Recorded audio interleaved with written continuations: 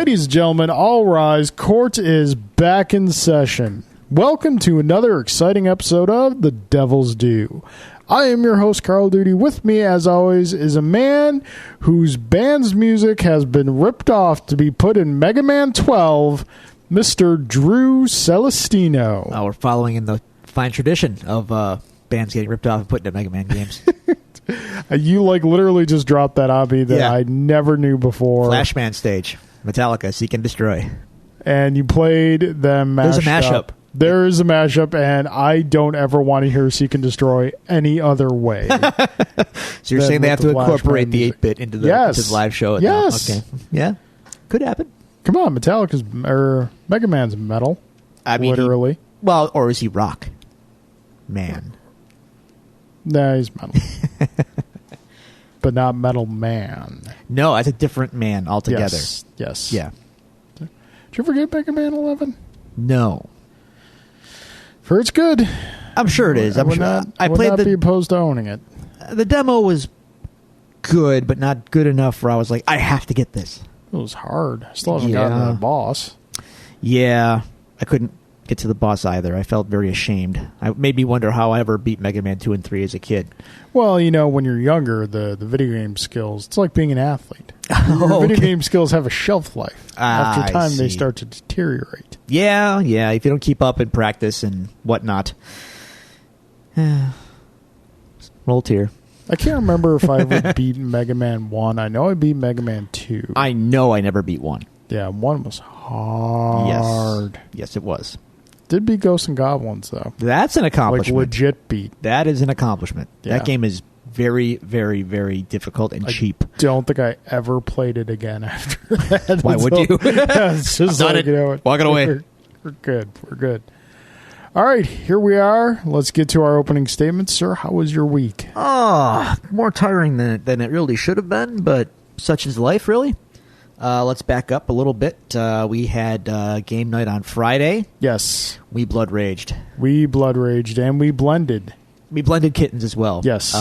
Much different game the second time around with all of us. Yeah, once it's a much different game with 4 players, and it's once you kind of get a handle on the strategy. Oh yeah, it gets cutthroat. Yeah. No cats were spared, not even Stone Cold or Mr. Perfect. Dream match right there. Mr. Perfect versus Stone Cold. Oh, well. Yeah, it was fun. And then Blood Rage was had. Blood Rage. My winning streak continues. I guess so. I have not lost at that game since the first time I played it. Oh, see, now you're just gloating. Now you're just gloating. now I'm you're just asking stating for a statistic. Okay, that's stating fine. A factual statistic. Fair enough. But now that you've said it, you've vocalized it. Now I've vocalized it's a thing. Numerous times. Yeah, but the more you say it. Poor Alan. Did you see the light dye in his eyes when I moved my scoring marker 6 points ahead of his? Wait a minute. You won that game? Yes. Oh, God. I could swear Alan dominated. Because he had the whole Valhalla thing going on. Yeah, but you know what's hard to beat at the end? 60 bonus points. That'll do it, yeah. See, I thought he won. Oh, okay. Once I knew I wasn't going to win, I kind of checked out. So once the scoring was being tallied, I'm like, yeah, I'm going to walk away now. I'm going to go tend to the boy or whatever. Well, that was better than Jen. She literally walked away. Yeah, she had to tap out. Yeah. Well, Grant was being, a baby. So yeah. For a second there, I thought Alan was going to win because that early battle where Jen just kind of handed it to Alan, I was like, well, that puts a hurting on me. But then a couple things broke my way, and I was just like, all right, back in business. Quite the game. Quite the game. Let's rage this blood. So that was cool. I like Blood Rage. It's fun. I do want to pause really quickly before you continue to talk your weeks. We want to send our shout-outs and our love to Alan right now, who is home recovering from medical procedure today. We love you, brother. We're thinking of you, and we hope you get better soon. Yes. Amen. So, Saturday, it's kind of blurry, but I know for sure I spent a good 4 hours or so doing some painting and prep work up in the kitchen to some final stuff. Okay. Man, not fun. Just because I can do these things doesn't mean I enjoy doing these things. Especially once it gets to that it looks done on the surface phase. Well, I've been putting this off for like 2 months. Like, yeah. We got it was the kitchen was done in that it was constructed, but like I knew there was only one coat of paint up. I knew I had nail holes to fill and things like that. So putting it off with taking care of Grant, whatnot. Now it's like, okay, if I don't do this soon, I'm not going to do it. And we're hosting Christmas Eve this year, so I got to get this place in shape. So I had to start grinding. So I just decided on Saturday, like, okay, it's go time, and it was go time. And it was just the trim work. I still have to do one more coat on the walls, so just trim. And I didn't even have to get on like a big ladder. I just had a step ladder just to get what I had to get. And it really wasn't anything. I didn't break out the roller. I didn't have the pole out, nothing like that. So there wasn't a lot of physical exertion on my part. But I swear to you, I was physically destroyed for like 2 days after doing this. What? You're getting old, dude. That's not age. That's lazy. That's me. That's my body telling me that I have taken way too long off of working out in any capacity. Because I was going really well for a while between DDP yoga, between the gym, and then I got out of the rhythm. I never got back on. Yeah. And now I'm just like, okay, that's a sign. That's a like, get back on the mat. Do your stuff. So, look forward to that. Yay. Probably. As time allows. Time. Yeah. Oh, it's adorable. Anyway. You know what you do? You just combine some stuff.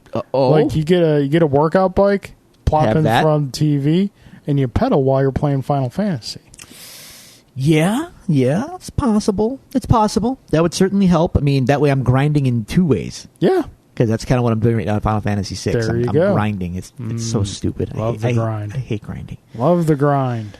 I mean, yeah. Back when you had to grind in a Final Fantasy game. This one you really don't, but I'm choosing to because there's certain things in this playthrough that I've never done before.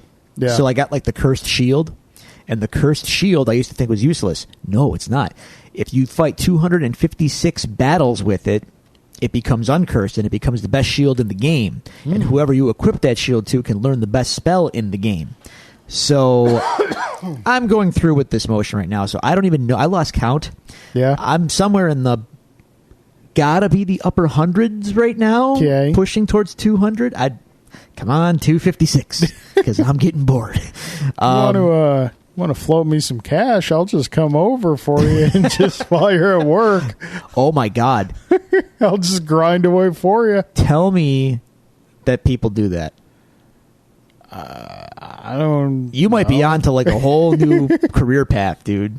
Like, we'll grind for cash. We'll grind for cash.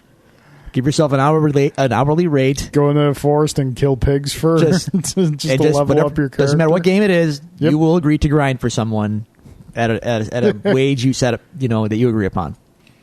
Alrighty. I mean, why not? That's an idea. Cue the emails. This is totally a thing. It's gotta totally be a thing. It's gotta be. Anyway. Well, I know like people sell like World of Warcraft, things like that. Sure. Any game where you can exchange items or things like that, those items are for sale online. Well, so I mean, the grind is an item. If your item is time, yeah, and energy. Yep. Anyway, so I've been doing a little bit of that. Sunday, we had some friends over for a little meet Grant gathering, which was awesome. Haven't seen them in a while. It was really great to see them and their kids. So that was nice. I made chicken parm. Very good. Yesterday, being Monday, usual routine, work day, followed by bro day. Bro day, we decided we are watching NXT TakeOver because they're always good. Okay. And it was Survivor Series weekend.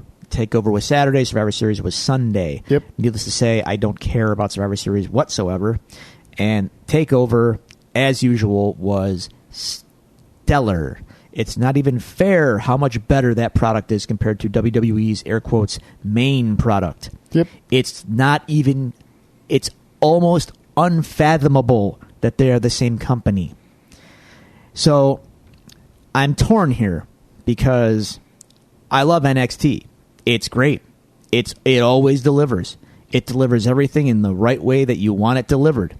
My biggest problem with NXT is that to watch NXT, I have to unwillingly support WWE because they own it. Yeah. I'm morally conflicted about that. It bothers me. I wish there were some other way because NXT is really great. And their other stuff is really not. So, anyway. Yeah. Fun. Yeah. Fun. That brings us to today. And cool. Here we are. So, yeah. Oh, and I finished Daredevil Season 3 this week. Yeah? As well. Yeah? Yeah. Yeah, big old smile on your face. I should. It was tremendous. It's going to be fun. We're going to be talking about this. Yeah. Spoilers. It might be my favorite season of this show. Well, I guess you're going to have to go back and rewatch all the other ones to find out. We've done that, so I'm going to trust my gut here, and my gut is telling me this was probably the best season of Daredevil. Probably. Okay. That's saying something, considering that I love this show, which is why we do this show. Yeah. So the fact that I think Season 3 was that good tells you all you need to know. Yeah. It scratched some itches for me. But it also raised some questions and some thoughts, and I guess we're going to tear into all that as we go along. I think there was really only one episode where I went, did we really need this episode? Is it the Karen episode? Yep. I'm fine with it. If only because it clarified some things that were a little murky earlier in the season. And in fairness, this is like spoilers for whatever episode of The Devil's Due we're going to do in like 6 weeks. Yeah. It wasn't the whole episode. It was like half. It was like 3/4. But it wasn't the whole thing. It didn't need to be 3/4. It wasn't the Jack's Tattoo episode of Lost, okay? I don't. That must have been before. Ask Lost fans about that episode. It's reviled. It's it's the one episode where I was like, oh God, that episode can just die. It wasn't that. It was a diversion, but it was, or like the other one that everyone hates. The 11 episode in season 2 of Stranger Things when she goes off into the city with her sister. Spoilers. That was fine. Oh, people hate that episode. People hate a lot of things. Yes, they do. I know. It wasn't Commissioner Gordon's code. No, exactly. It wasn't too far off from it. Oh, come on. You're going too far. Besides, how else would we know that Tobias Beecher is Karen Page's father? What? Did you watch Oz on No. HBO? Oh. Jay Gelsomino knows what I'm talking about. And Jay Gelsomino knows that Tobias Beecher is Karen Page's father. Read into that what you will. I expect emails from Jay on this subject, by the way. Yeah, you know what? Oz has been on my list for a long time, and I have an abundance of time right now, so... Oh, you should do that. Probably you should get into that. I would shield William's eyes, though. Well, obviously, I'm smart enough to know not to view it in front of him. Okay. So, anyway, that's my week, man. How's it going? Well, still unemployed. Still searching. Now that I've got kind of like all the websites and everything set up and the profiles updated and the resume updated and posted and all that, it doesn't take a lot of time for me to kind of check and update and apply daily. So I'm trying to make use of downtime, of which there is abundance, trying to be a little more helpful around the house, things like that. Yep. Still got, I don't know, maybe it's just me, maybe it's just my philosophical approach to employment, things like that. Still got like a sense of guilt of doing anything for myself. It's understandable. Yeah. Like, I still feel a little guilty going to X-Wing night or anything like, hobby related. But, I mean, by the flip side of that, I mean, I understand completely. I've been in your position. But, I mean, the flip side is like, well, what else are you going to do? Like, is that time you could be spent doing, what exactly? Like, hitting the pavement looking for a gig? Like, not after hours? No, that's not how it works. So, you're okay. You gotta live. Yeah, no, I know. And if it was like you're doing that instead of looking for a job, then maybe feel some guilt. But I know you're on top of things. Well, maybe I'm just a little old school or whatnot. No, it's natural. So, yeah, Friday was our game night. Didn't feel guilty beating Alan in Blood Rage. Saturday. What went on Saturday? Don't remember what went on Saturday. Oh, dear. Yeah, getting old. Sunday, we had my sister-in-law and mother-in-law's birthday celebration at my mother-in-law's house, so definitely happy birthday to Chrissy and Sharon. And then afterwards, I went over to my friend Adam's house for some games. Yeah. Played some Dragon Farkle. It was fun. Learned that I had misinterpreted several rules and got the clarification on that. So yeah, that was pretty much it. I've also been watching a lot of hockey this week too, by the way. Yeah, them Sabres, man. Dude, I'm so happy right now. 6 in a row. 6 in a row. 6 in a row. I'm They're really, currently 3rd or 4th in the league. Yeah, that shouldn't be. Just should not be. Just stay right there. That's the sweet spot. I mean, it's only a quarter way into the season, but yeah. I mean, that's they didn't win as many games as they won last year, like up until like the mid-December. To this point, I mean, yeah. Like they're way ahead of the curve. All I ask this year is that they look, competitive and maybe challenge for the 8th place playoff spot. That if they flirted with the 8th place spot, season accomplished, right? Because that would be huge progress. They're like in a really good spot right now. Yeah, it's great. They're in like 6th. They're like in the 6th spot, maybe the 4th spot. Oh, all right. All righty. Sure, it'll all go up in flames at some point. But I mean, look, they are winning we'll close have fun games. In the here and now. It's a lot of close games, a lot of 1-goal games, overtimes, comebacks, and that's going to catch up to them eventually. But hey, you know what? Wins are wins, and these guys are learning how to win. Enjoy the ride. The talent. You can see the talent. Not only that, like you can see, winning's infectious, and if these guys are like learning how to do that now, they're not going to want that to just go away. Yeah, like it's happening now. It's getting real. So, man, fingers crossed. I can't wait till tomorrow, and I can't wait till Friday. Like the next 2 games, I'm like, let's go. Who are we playing tomorrow? Philadelphia. Not sure if Gritty's going to be in attendance. It's a Sabres home game, but I mean, I'm not saying I wouldn't welcome Gritty. Are you opposed to the existence of Gritty? Kind of, but he's so like charming that I'm not sure that I can actually hate him outright. Yeah, it's almost like if you're a team that's already existence and you don't have a mascot yet, you can't have one. Here's if the you're thing. An expansion team, you're right. Relocating and changing your team name and whatnot. Sure, come out with a new mascot. You're right. Like on principle, Gritty should be an automatic no-go. And yet, I don't. He's Gritty makes you grin. Look at him. Just look at him. He's a psychopath. He looks insane. He looks like a Muppet on crystal meth. Yeah. I also like that he's been embraced by like the anti-fascist movement, which I think is pretty great, actually. All right. Cool. It's awesome.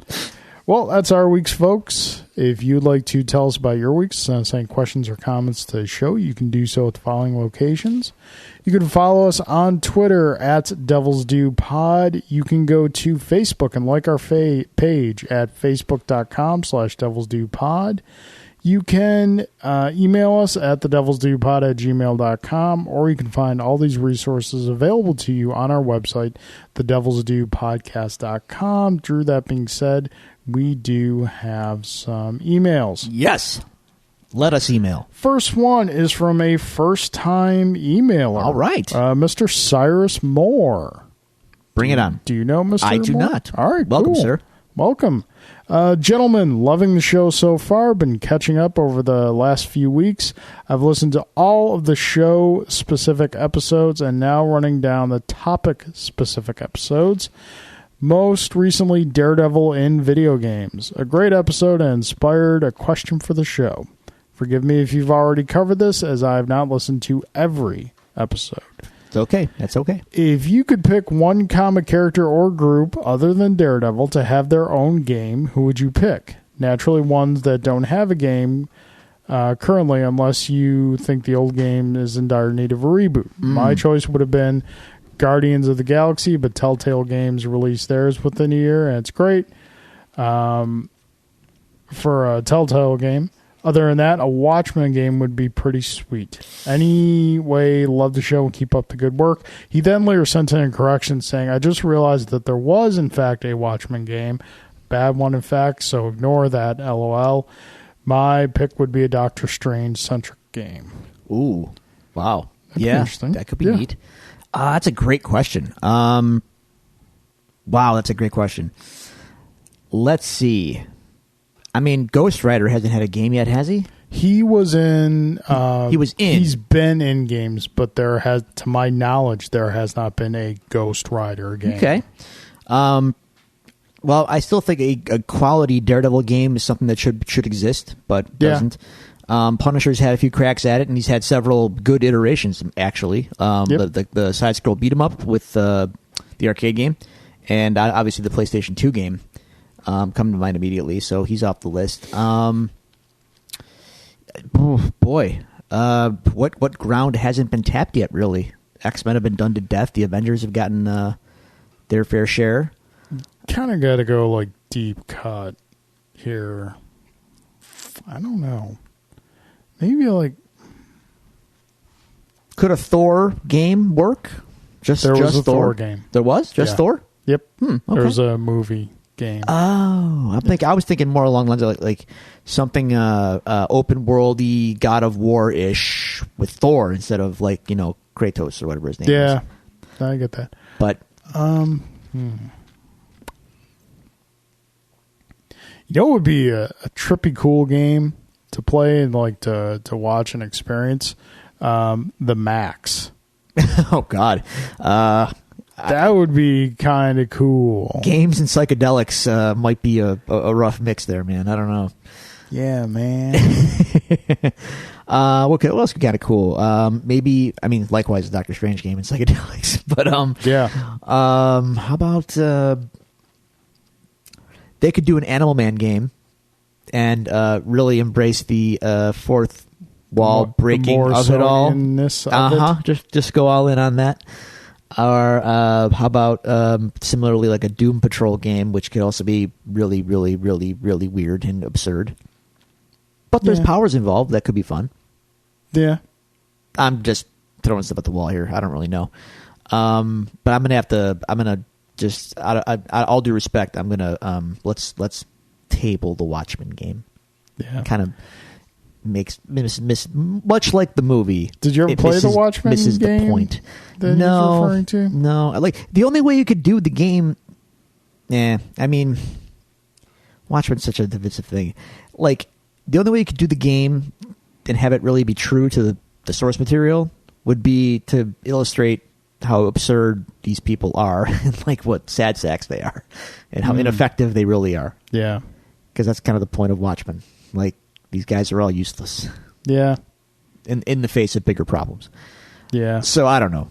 Zack Snyder missed that message too. But anyway. Bro! Dude. Watchmen, bro.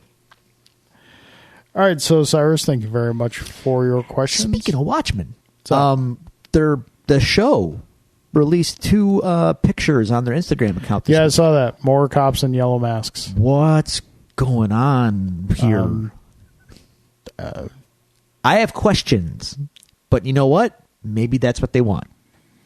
Okay. So, I have questions. Ooh, there's a game, The Question.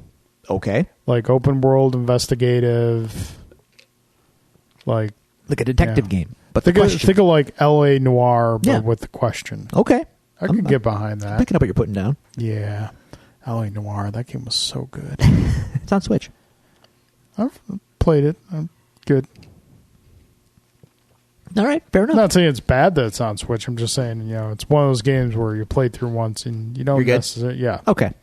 So, all right. So, moving on to Mr. J. Gelsomino. Carl and Drew. In lieu of turkey, which character do you think would make a delicious Thanksgiving meal? As in, we're going to eat the character? Yes. Okay. Howard the Duck, but it's the one from the 80s movie, and the little person is still inside the suit. Ooh. Rocket Raccoon, King Shark, or Squirrel Girl? Ooh. Wow. I got to say it's going to be a toss-up between King Shark and Howard the Duck. I hear shark fin soup, although extremely inhumane. Yes. Quite delicious. Well, we get to eat the whole King Shark. Yeah. So, and he's very muscular, so it's... Big old steam pot. I mean, that's a lot of meat. It would feed a lot of people. It's probably very good meat. Yeah. Howard the Duck, though... Howard the Duck is like a turducken. Right, he's already in there. Human flesh apparently tastes like chicken. And it's already in the duck. Yeah. See what I'm saying? We're on the same page here. Yeah. I'm gonna go with King Shark. I'm eating the duck. You're eating the perducken? Sure. The perducken. Yeah, I like it. The perducken. Person and duck. Yep, that's right. Okay. All right. As long as it's not Warwick Davis in the suit. She's a treasure. We need him. I don't think that was him in the suit. Okay, good. We're good then. Oh, you know what? Uh-oh. Really quickly before we get to Jay's other questions. Sorry, Jay. I was one of the few video games I still occasionally pick up and play is Star Wars Battlefront, just because you can like jump in, get a couple quick games, and jump out. Nothing too intense. And William, because he enjoys Star Wars, like loves to watch me play that game now. He'll like go, he'll go R2, R2, R2, and that's him telling me that he wants me to play the game. So I was like kind of just flipping around some of the other game modes, some of the ones that got put in after I had stopped playing regularly. And Ewok Hunt is an incredible freaking game mode that they put this game in. Okay, here's the scenario. Because this can go one of two ways. Yeah, here's the scenario.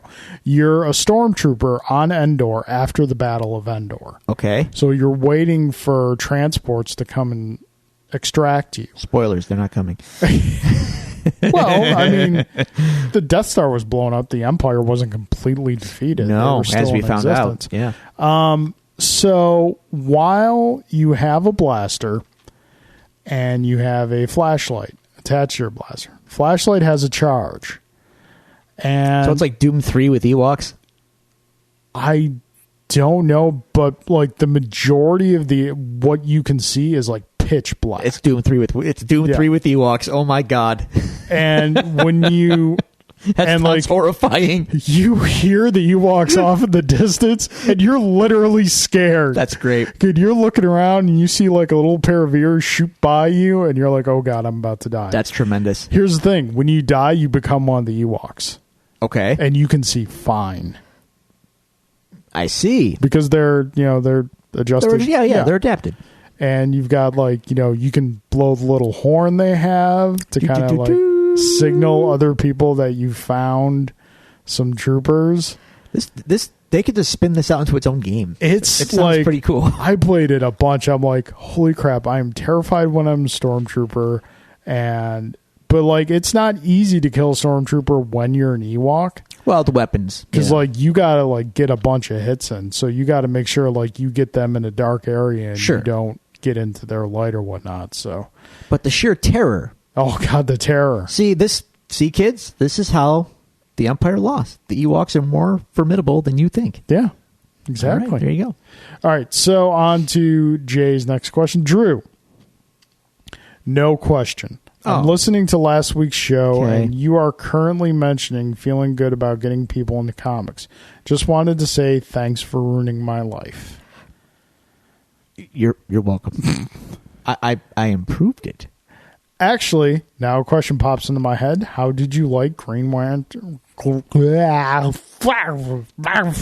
Use your words, Carl. How did you like Green Lantern 1 by Mr. Grant Morrison? 'Twas good.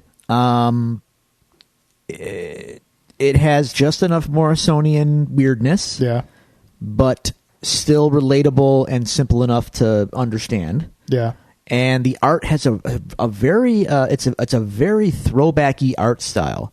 Very 80s, very 90s. Okay. Not bad 90s, not Liefeld 90s. Just there's feet. There's feet and backgrounds. but the line work and the inking and the coloring It just looks like an 80s, 90s book. It's pretty cool, actually.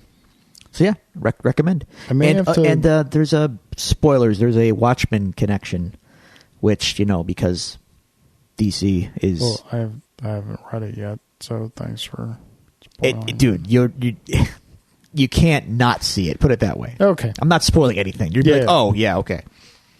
Okay, so, Carl. All right, Drew, you've got a 50-50 shot. Is the question about Jaws, or is it about musicals?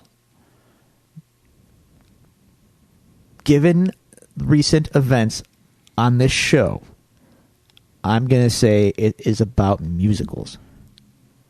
Carl, if you could create a Jaws arcade game... Damn it.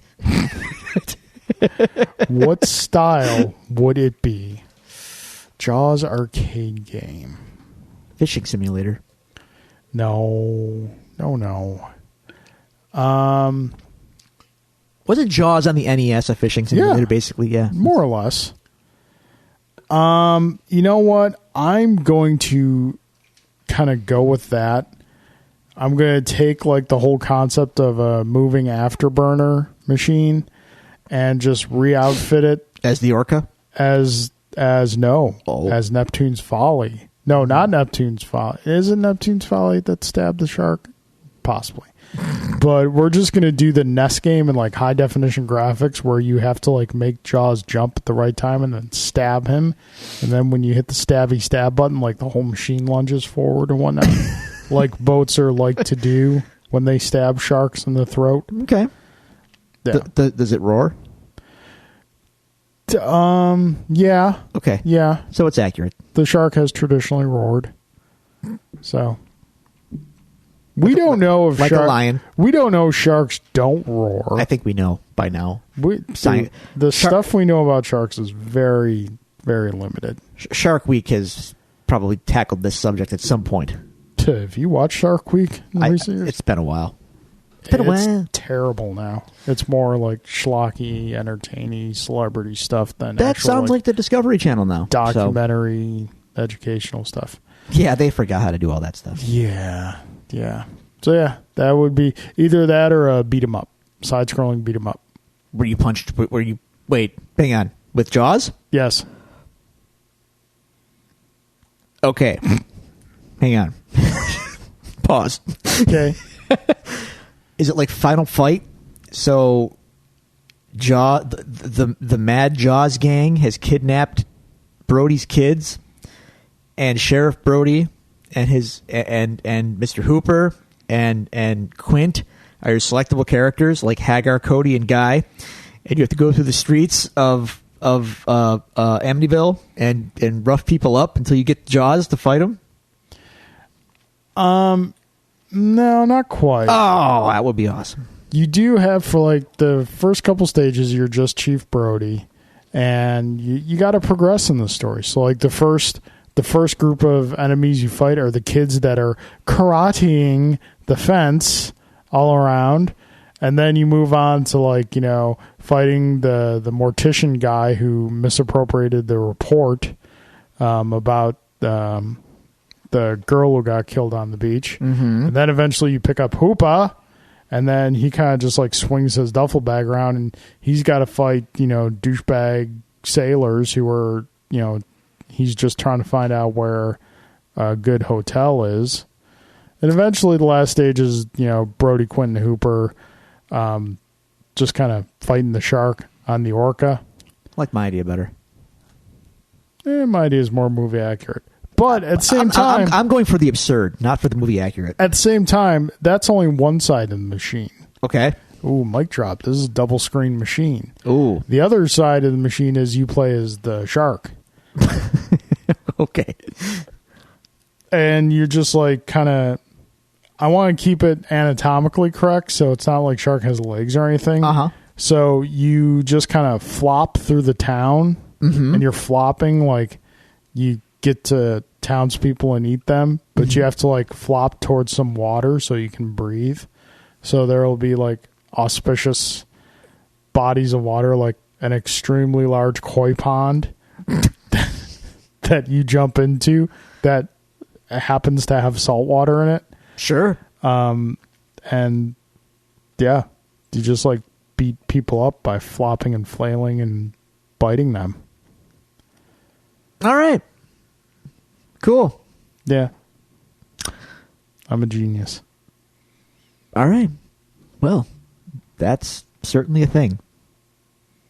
Thanks, Jay, for your question.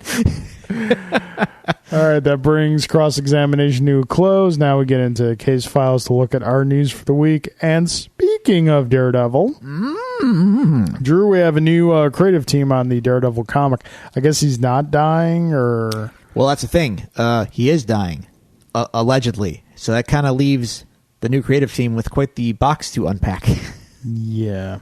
Phrasing. Oh, are you reading the new Marvel Knights book? I have it. I have not read it yet. Okay. I'm behind. Right. I'm just... Okay. I have books. I have not read them yet.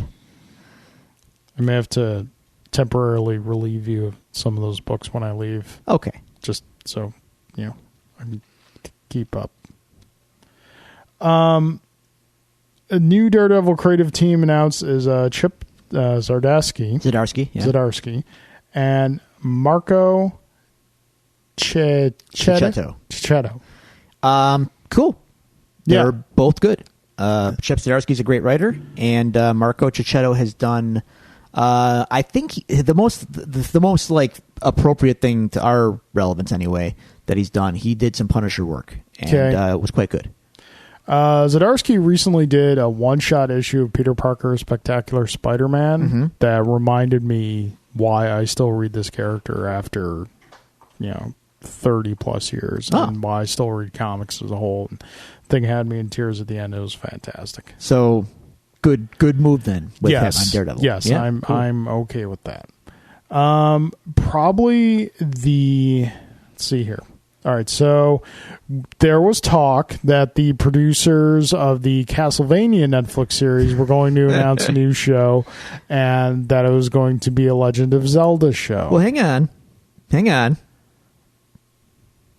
We were told by someone that it was going, and then and this person who shall remain nameless was only regurgitating the internet hive mind's speculative reports of it being a Legend of Zelda series, because the tweet and the statement in question from the producer was that he was meeting in Japan with an iconic video game company to bring a classic franchise to TV.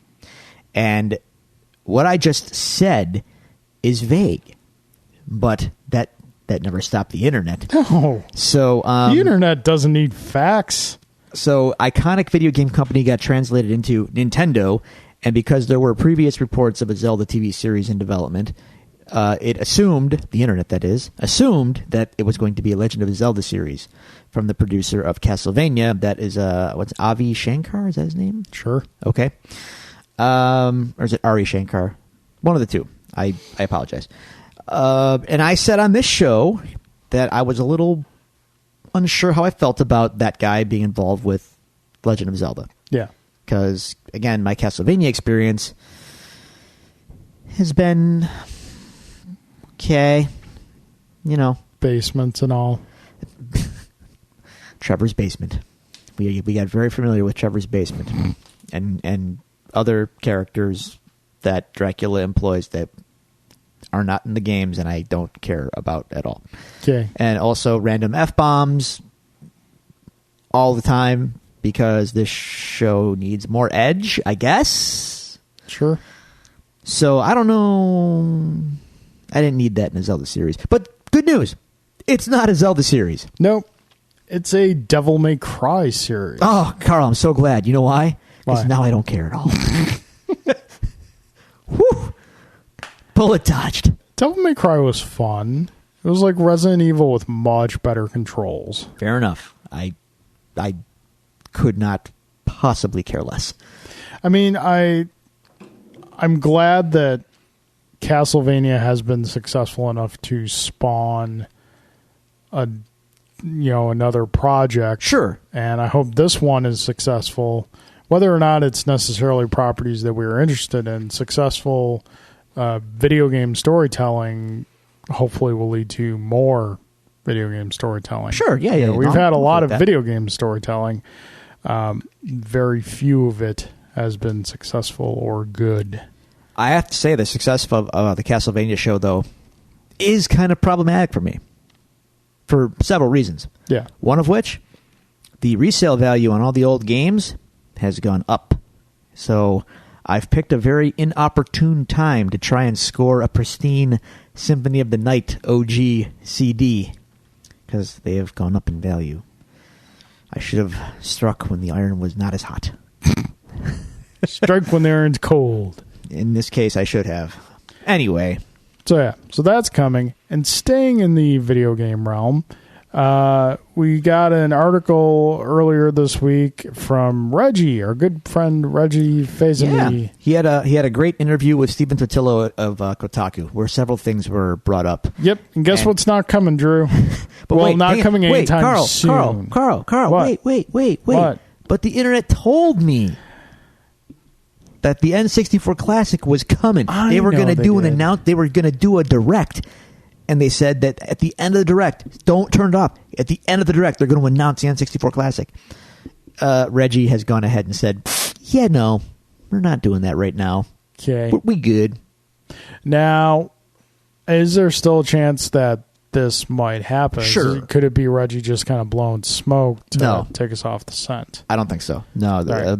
If Reggie's if he's outright saying we're not doing that right now, they're not doing that right now. Okay. He wouldn't say that and then it would he wouldn't deny it only for it to come out later to make him look like a liar. Yeah. If he's saying no, the answer is no. For now. All right. So no N64 Classic this holiday season. No. And again, I don't know. I challenge anyone to find 20 games, because 20 seems to be the minimum to put on one of these classic systems. I challenge anyone out there, send us a list of 20 games that are A, worthy of being on a classic system, and B, not licensed by other companies that Nintendo can just put on the system without any problems. Right. Now, that's not to say you can't put any licensed games on it or third-party games. Yeah. You can. There are third-party games on the NES Classic and the SNES Classic.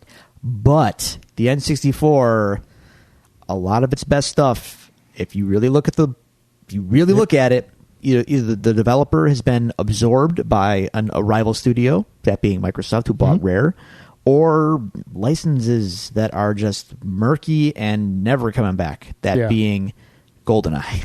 So, it's tricky business. And not for nothing, man. I just don't know. We're not saying it can't happen. No, I'm not saying it can't. Nintendo's got that, the fleet of garbage trucks full of money that they can send out to solve a problem. But do they want to? It's highly unlikely. Yeah. Plus, I gotta say, like the N64 era wasn't great. Not to say it wasn't great, but like I think we're pushing. Great. We're rubbing up against we're rubbing up against the precipice of like what is really considered classic. Like I know it was 20 years ago, but it's still to me the old people here. It doesn't feel that long ago. NES, SNES, N64, it's a little close. Yeah, we got to remember, for younger generations, that was I know. Classic is a matter of perspective. Absolutely correct. So all right. That is it for the video game stuff. No, it's not. What else we got?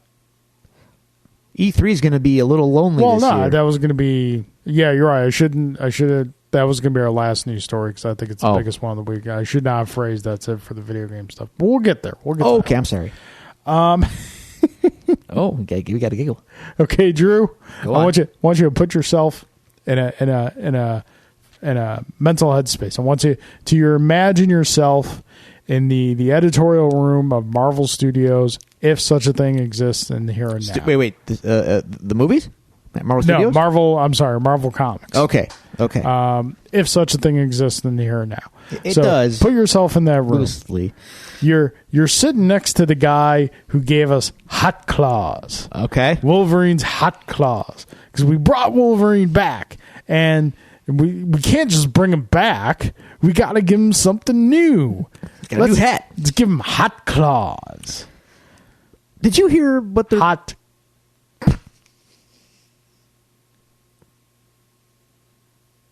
Claws. Did you hear what the possible explanation of that's going to be, by the way? No. Do you want to? Sure. Wolverine might be possessing the Phoenix Force. Because of course. I mean, Anyway. Carl, as you're about to relay to the listeners, Marvel just mashing crap together is kind of the new thing. Yeah. So, okay, you're sitting next to this guy, and he just did a fresh line of blow. Like 100% Colombian pure Bam Bam has just shot up this guy's nose. Like the length of a baby. He just drag raced it on the table. Oh, my God. He's partying hard. And he's like, you know what? We've got Wolverine back. He's got Hot Claws. You're welcome, guys. You're welcome. You know What what else we you need got? now? Tell me. Let's take the Hulk. And let's take... Oh, I got to think about this. Hold on a second. Let's take Wolverine Okay. and mash them together. And we will make... Oh, man. I don't know if it's the blood running down from my nose or the genius happening in my brain. Could be both. We get Hulkverine. Kind of like Benverine, but with more Hulk and Wolverine. I love it. It's going to publishing. All right. Give me some more blow. Yeah. What? Yeah, we're getting... What is this? I guess there's a comic storyline called Weapon H, where they've genetically spliced together Wolverine and the Hulk. Let me stop you right there. You've lost me. And I don't want to get found. Marvel. Guys. Nah. Nah. Yep. Nah. But he's the Hulk and he's Wolverine. You know, I don't care. You get the Hulk with like adamantium claws, and then You know what that is? Adamantium skeleton. You know what that is? Oh my God, that is some 1991 Image Comics hack artist who can't write but is launching an Image title, and that's his drawing, and he just mashed crap together, and he's gonna put it out. That's all it is. It's not even that. It's a fan. It's a 1991 8th grade fanboy's wet dream. Same thing. It's the back Image was built on. Like, oh my God. I mean, say what you want, but like, you know, Pitt. Remember Pitt? Yeah. Remember Pitt? Yeah. Who was kind of like the Hulk? Peter David. No, Dale Keown, the artist. Oh, Dale Keown. Either way, Pitt was more original than this crap. Yeah. What is this Wolverine? Hulkverine? That's the best they Hulkverine. could do. Hulkverine. It certainly gets the point across, but it also tells me up front, don't buy this. Thanks, Marvel. Thank you. He's Hulkverine. Oh my God! What are we doing here? Hey, you know, in a world, soapbox time. In a world where Batman's dong outrages the masses, we got to deal with Hulkverine, and that just Hulkverine. we're just gonna let that skate by? No. Wolverine and the Hulk. I'm far more offended by Hulkverines than I am than Batman's penis. It's the Hulk and Wolverine. No. Possibly No. with hot claws. No. That's going to be a no for me, dog. The size of those hot clogs, a flash fry buffalo in 40 seconds. This is Randy Jackson just shaking his head. That's a no for me. But come on, man. This is not unprecedented. Spider-Man was the Hulk once. Wait a minute. What? Yeah, no, legitimately. There was like, well, see, here's the thing. This is the difference between the times. Oh, there was a 2-issue arc in Old Web of Spider-Man where like something happened, some freak sciencey thing happened that turned Spider-Man into the Hulk. So you had Spider-Hulk. You know what, Drew? It was 2 issues, and then it was done, and it was never done again. Because we did it for like 2 issues. We had this fun little side story, a one-off story, doesn't have any impact on any type of canon or anything like that. Well, how do we know that Hulk Marines won't be just a quick 2-issue in and out? Have you read comics? I mean, yeah, but one or two in my day. Nowadays? Yeah. All right. There you go. No disrespect to people who enjoy a lot of the stuff. I'm about to like throw a lot of stuff under the bus. If you like this stuff, more power to you.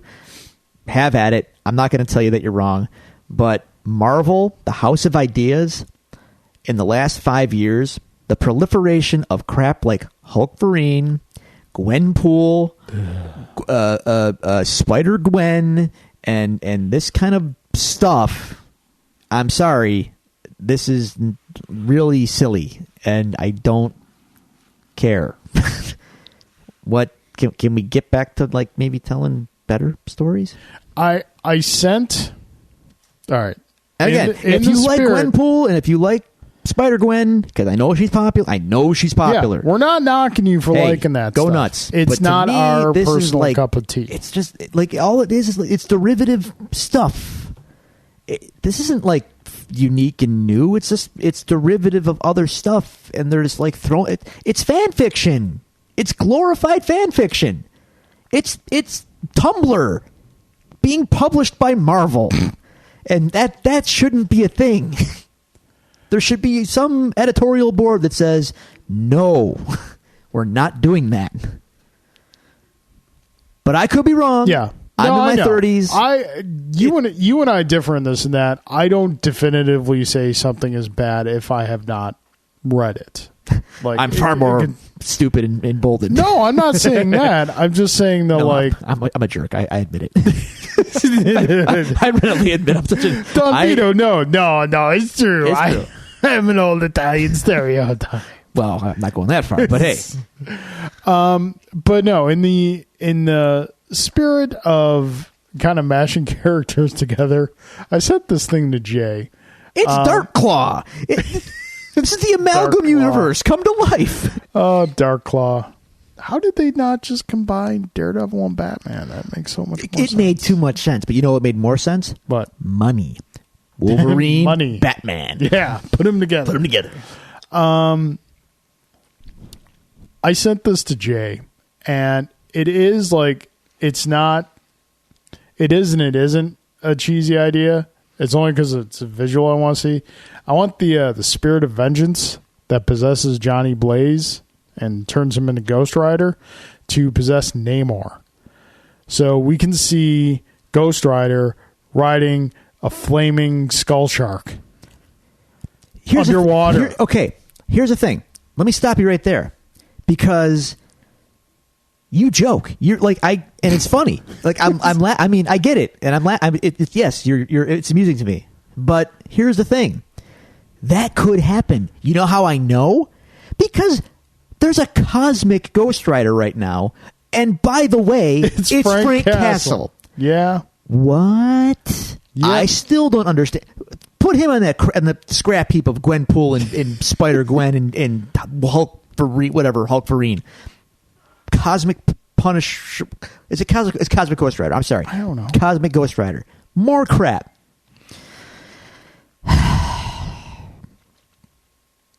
I'm done. I don't know, man. if you're just going to start smashing crap together, I mean, I can help you out here. Like, I got it. Captain Cyclops. It's Cyclops, but he's a super soldier. So he wears Captain America's costume, but he's got a visor. I got it. Take Puck. Okay. From Alpha Flight. Yeah. Little guy.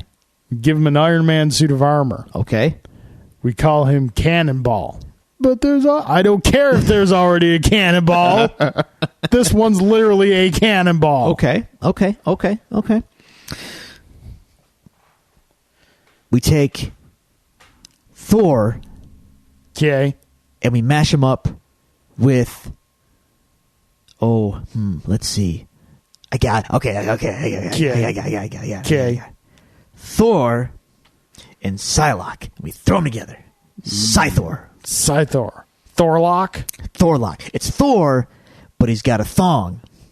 Yeah. You can find that. He's in the black bikini. All right. Okay, now I got it. All right. Thanos. Okay. He's got the Infinity Gauntlet. Okay. Yeah. Kids like the gauntlet. And Gwen Stacy. Gwenos. Gwenos. Thanos with the I like it. Yes. The blonde hair. Sure. I like it. Yeah. I'm in. See? This is easy. We could be execs of Marvel. Give me your money. Give me all the money. Okay, so moving on from that and on to our last news story. The biggest news story of the week is that Sony announced that they will not be at E3 this year. Yeah, that's a pretty big departure. This is the first time that I can think of that a major player in video games has said, no, we're not being at E3 at all.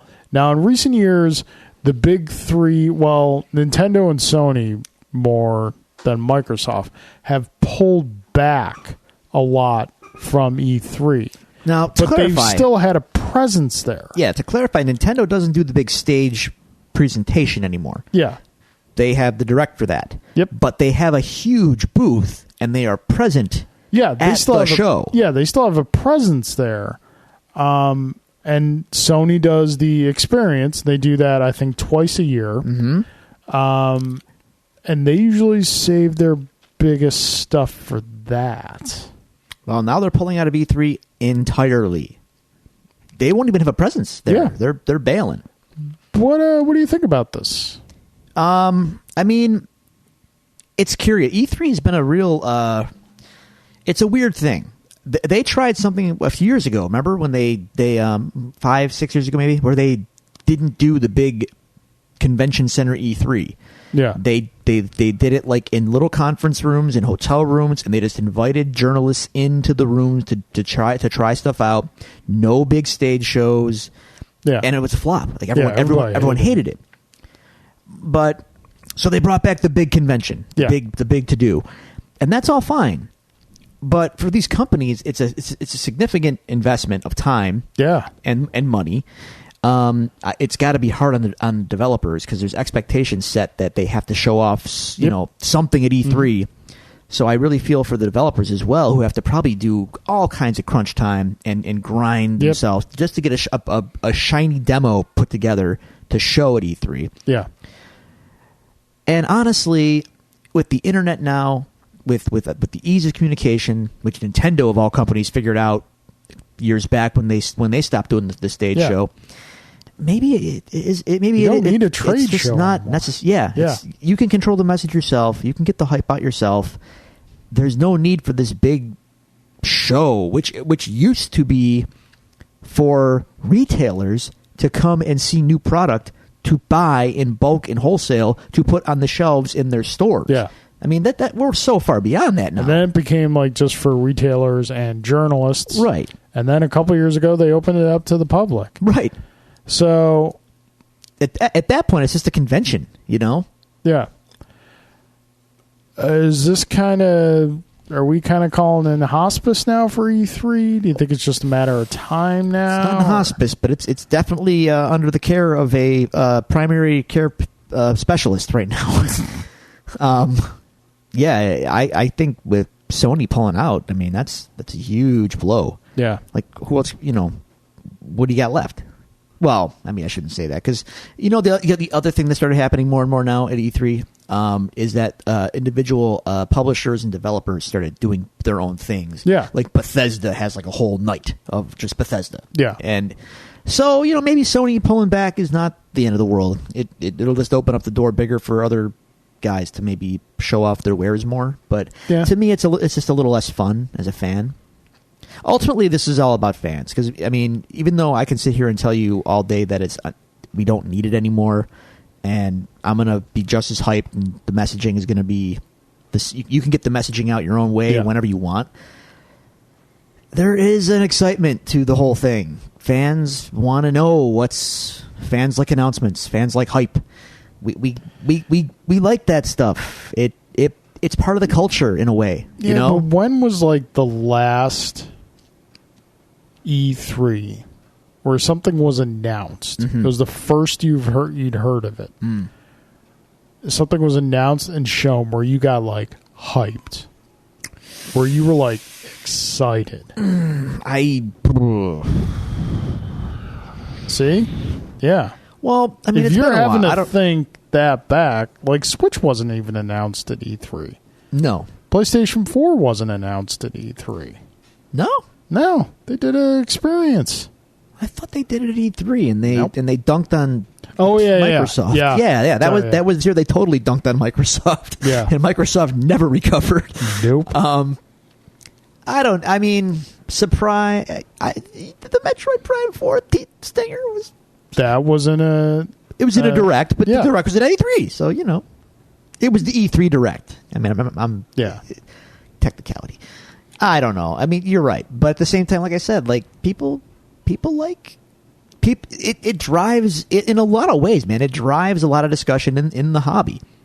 People talk incessantly. Who won E3? Who showed what? And then when you do get those kind of surprise drops in there, it fuels it again. It fuels the hype machine, for better or worse.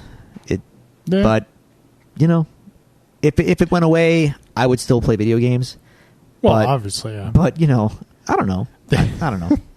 So it was probably just like, we're just sick of hearing questions about Final Fantasy VII Remake, so we're not coming at all. Then you shouldn't have announced it when you did. Anyway, that's gonna. By the way, I'm totally preparing for that to be terrible. Oh yeah. As soon as I saw a gameplay, I was like, it's pretty, but it's not Final Fantasy VII. Yeah. Right. Yeah. Yep. Anyway, all right. Moving on. I believe that's it from news. I think that's all we got. All right. So I guess it is that time then. Quite possibly that time. Are you rustling your mail? Again, I had the notes on the phone. This is all for a fact. You're breaking the illusion, man. You're literally just rustling like a bill you got in the mail or something. It's all for a fact. It's an audio medium. They don't know that. All right, so let's get back to business with Daredevil. Folks, I mean, we're going to savor the season of Daredevil. We are. So next week, we actually are probably not going to be doing a Daredevil review, as we will have a special guest on the show. We'll be recording at Iron Buffalo with the owner, Will, and we're gonna chat with him and get to know Iron Buffalo and see what's going down there. Oh, really quickly, Drew, before we get into Daredevil, I want to send out a congratulations to friend of the show, Toy Galaxy and Dan Larson, as this past week they reached 100,000 subscribers on their YouTube channel. So, guys, big congrats! You definitely deserve it. And here's to 100,000 more. Yeah. Don't be a jerk. Say congratulations, man. Congratulations, man. I love Toy Galaxy. Dan is awesome. Gotta get him back on the show. We do get him back on the show. He was great. He was a tremendous guest. All right, so Daredevil episode 3, No Good Deed. All right. So my notes, I have noticed, I need to be a little more specific because it's been a while since I watched this episode. So I have a lot of out of context notes. Okay. That I'm going to need to. You're going to have to refresh me on a lot of this stuff. So really quickly, something it took me into episode 3 to write this down, but it was on my mind. Is Fisk bigger this season than he was in season 1? Like physically? Yeah, well, physically and metaphorically. I would say yes to both. Yeah. He is like, metaphorically speaking, he looms larger than ever over everything. Yeah. His specter has grown in prison. Like, he's not, shadowy crime boss anymore. Like, he is the king of king, don of dons now. And everyone is afraid of him. Like, and that's going to be a running theme throughout the season. But also, I think that it seems to me that Vincent D'Onofrio put on more size to play him this season. And they frame him often. I've noticed the way they shoot things. He really, really, really towers over like everyone. Yes. Well, the internet being as helpful as it is, I just Googled how tall is Vincent D'Onofrio. He is 6'4". Wow. Okay, there you go. So yeah, that and a little movie magic makes him seem much, much bigger. Yes. I mean, he's already big. Yeah. No. He. Spoilers, folks. He steals the season. Yeah, I mean, he kind of did in the first and second season too, and he was only in one episode in the second season. Yeah, that's true. Okay, so we open up with Fisk arriving at the hotel to take up residence in the penthouse, even though it's been jailized or prisonized or how converted into the nicest holding cell ever, even though there's nothing in it. And this is like right after the attack on the motorcade that we ended the last episode with. So as Fisk is going in, he's barking to his lawyers like, "Where's Vanessa?" And apparently she's missing? And his lawyers are like, "Shut up." Well, that too. Yeah. So yeah. I'm just going over my notes because my notes have kind of become more like just kind of bullet points of what's going on in the episode. Yeah, more or less. Yeah, but there's there's stuff going on here. So they're taking Karen off of the Fisk story. She's too invested. Yeah. Ellison knows it. I mean, by the way, that guy, I like him. The actor, the performance, the whole thing. We love not J. Jonah James. He's good. He's really good. That was a kind of like role that could have been like kind of a throwaway thing, but this guy, he's made especially this season. Yeah, but he has made it kind of memorable and full marks to that gentleman. What's his name? We should know these things. Why don't we know? I'm pulling up IMDb right now. Yeah. You can go on while I pull this up. No, I'm just going over the episode in my head. One of the biggest surprises they did for me in this episode was the really genius way, because one thing that's always hard to do in comic book adaptations. Jeffrey Cantor. Okay.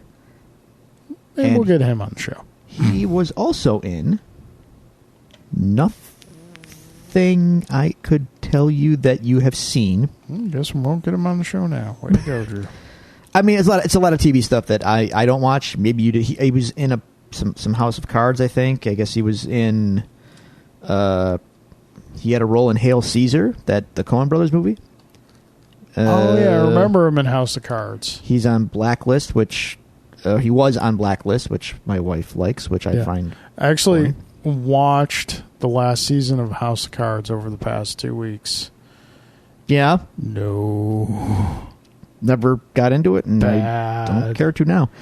In any case, full marks to Mr. Cantor. I think he's great. He's great in this show. Yes. But as I was saying, one of the things that this show did in a surprising way is that one of the things we lose in the live-action translation of comic book properties, superhero properties in particular, is the internal dialogue of the characters. And we got that in this episode in just like an ingenious way, because Matt's internal dialogue manifests itself in the form of Fisk.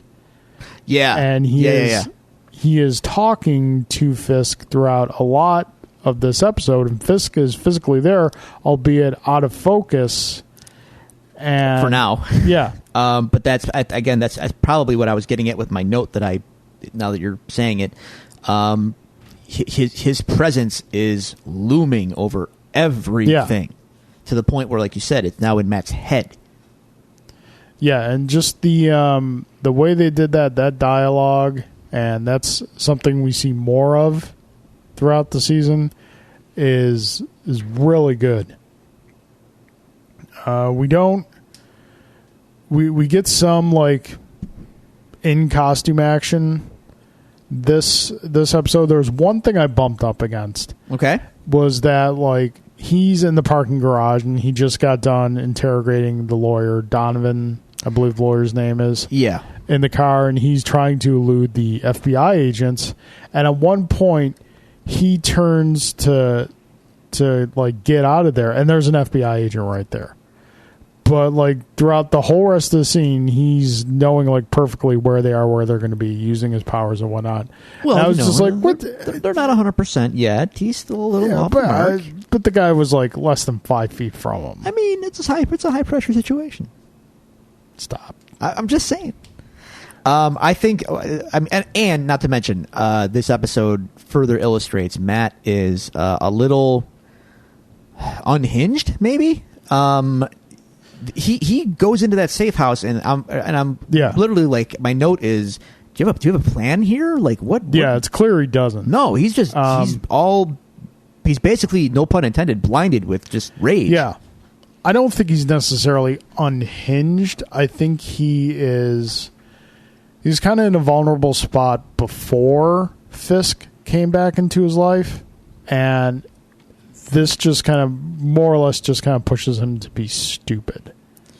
Very, because again, I mean, you know, it just very un-Matt-like to just rush into a situation like this. And again, I think it took him a while, once he got in there, to realize like, oh crap, I don't know what I'm doing. Yeah. Is it un-Matt-like though? At least the Matt that's been established by this series. He's not like always thinking 10 steps ahead. Not always, but he's better than this. No, I'd agree with that. Yeah, he is better in this. And I think, and again, and this is another theme of the show for this season. Yeah, he's also without his friends, who often provide him the guidance in one way or another, clarity. Yeah, to do the right thing, and not be irrational and not be impulsive.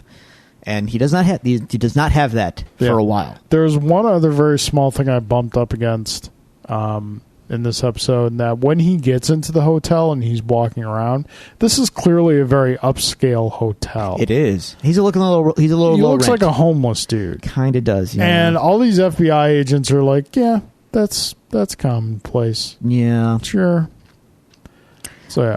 Nadeem. Okay. Nadeem. I gotta say this about Nadeem.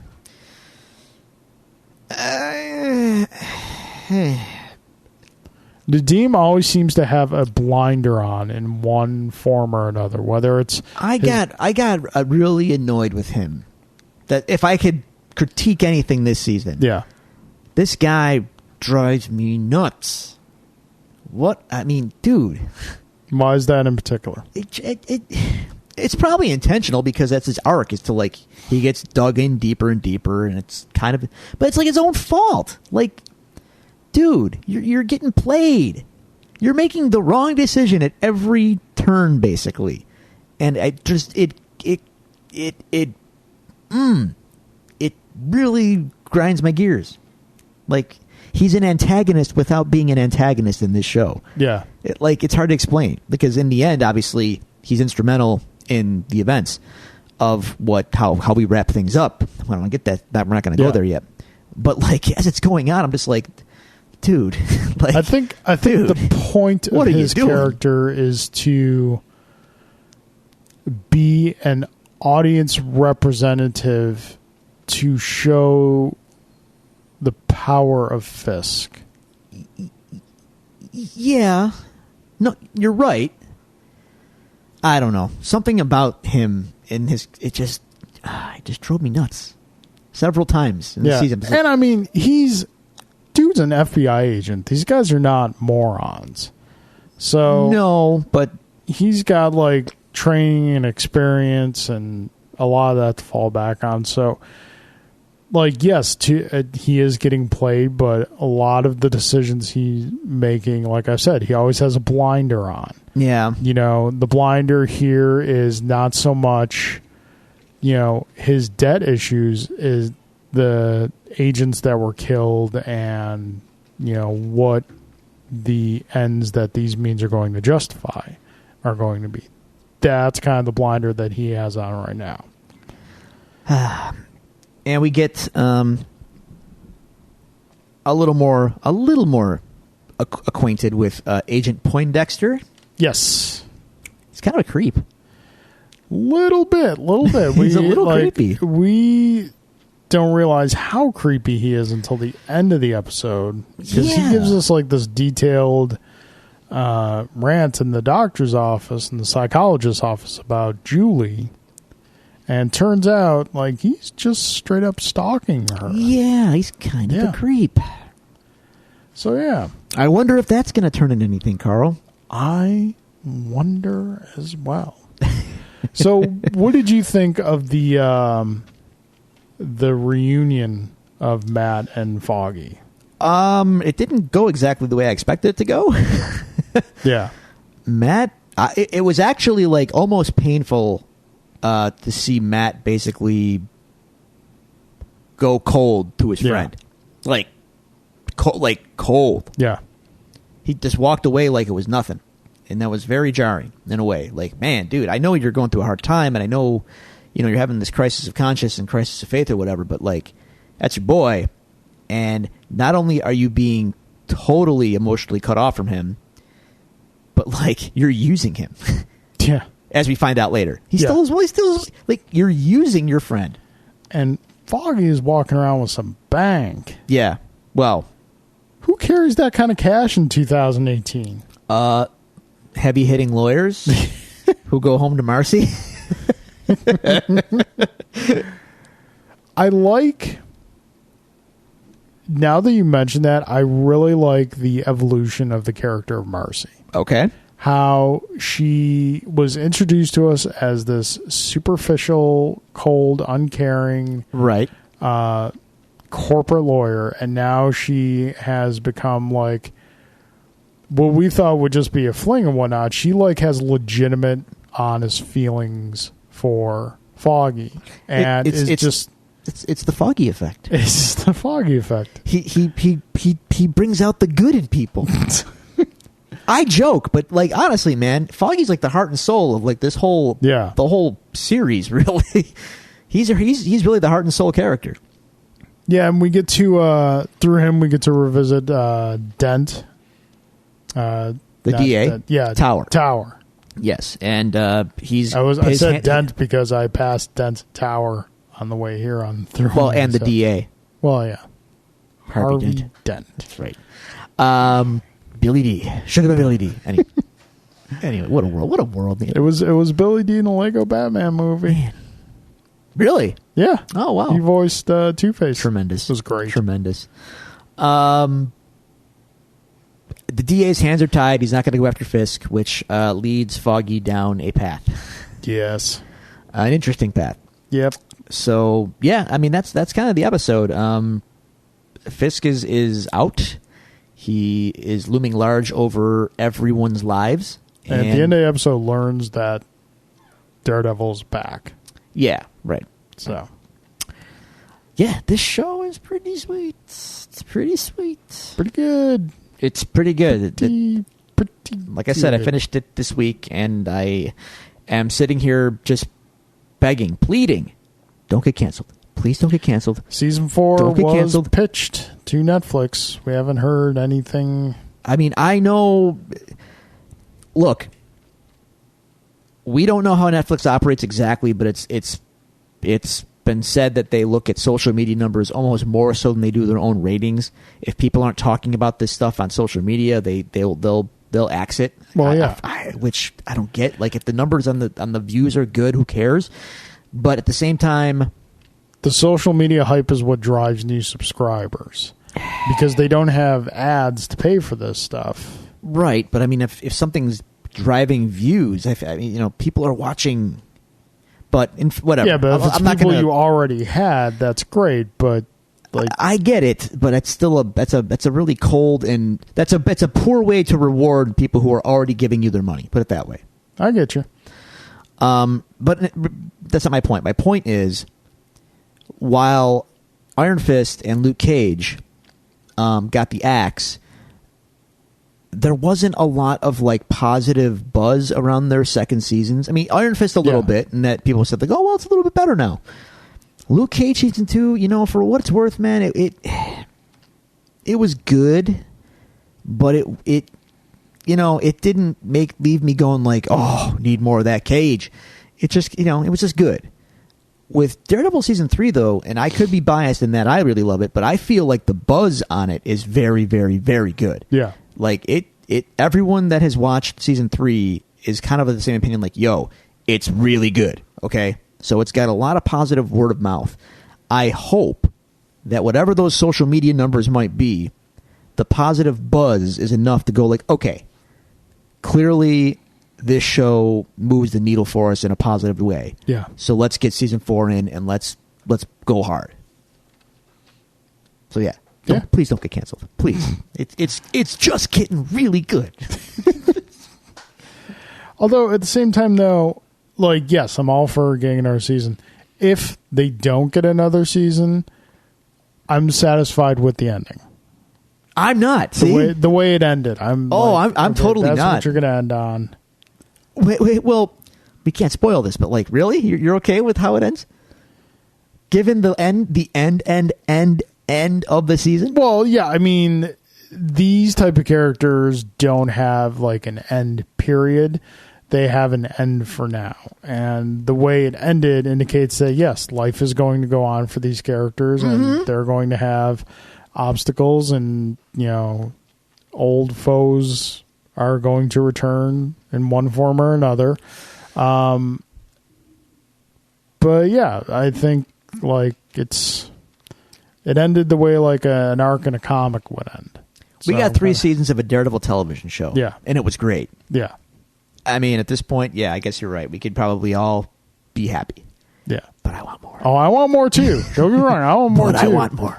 I want, like, I'll partake of this Daredevil kind of like that taffy you guys had out. I'll just constantly just keep eating it. Num num num. Can't stop. Nope. Can't stop. Won't stop. All right, folks. That about does it for us this week. We appreciate you as always joining us. If you would like to reach out to the show, ask us any questions, or have any comments to be read on the show, you can do so at the following locations. You can go to Twitter at Devils Do Pod. You can go to Facebook and like our page at facebook.com/devilsdopod. You can email us at thedevilsdopod@gmail.com, and you can provide all these resources available to you on our website, thedevilsdopodcast.com. Drew, that being said, any closing statements? I should really prepare these. I should pick a list. I should make a big list of closing statements. But I didn't do that today. So happy Thanksgiving to everyone that will be celebrating Thanksgiving this week. Yep. So eat yourself some food. Try not to argue with your uncles. You know the ones. Yep. And just, have a good time. And be careful out there on Black Friday if you decide to go out and do that. I don't recommend it. Just be careful. Just don't. Don't go out on Black Friday. I'm going on a record store day is Black Friday. I'm hitting the streets, son.